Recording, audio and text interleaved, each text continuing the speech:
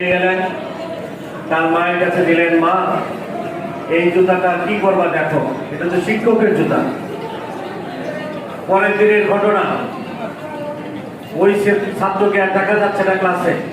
শিক্ষক খুব ভ্রমশ অবস্থায় রাগ করলেন, দূরে দেখলেন ছাত্রটা আসতেছে, কিন্তু তার পায়ের দিকে তাকিয়ে দেখলেন যে পায়ে জুতা নেই। এরপরে তিনি ছাত্রটা কাছে আসার পরে বললেন, তোমার জুতা কোথায়?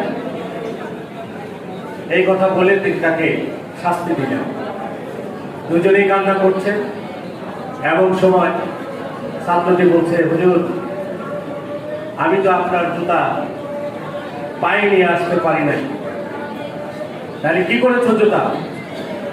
হুজুর আমি আমার মাকে দিয়েছি, মা জুতাগুলি সিদ্ধ করেছে, আগুনে তাপ দিয়েছে, এইখান থেকে পাতলা দুটি কাপড় বের হয়েছে, সেই কাপড় দিয়ে আমার মা আমাকে একটা টুপি বানিয়ে দিয়েছে, দেখেন আমার মাথায় সেই নতুন টুপিটা আছে।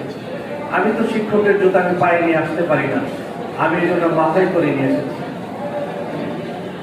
এখানে তিনটা শিক্ষা আমরা পাই: ছাত্র শিক্ষক সম্পর্ক, শ্রদ্ধার সম্পর্ক, আর মায়ের ভূমিকা।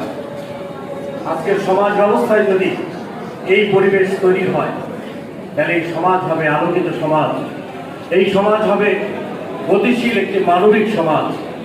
আমরা সেই সমাজের অপেক্ষায় রইলাম তোমাদের মাধ্যমে। আসো না, আগামী দিনটি সুন্দর করার জন্য আমরা এই বাংলাদেশটাকে একটি কল্যাণ রাষ্ট্রে পরিণত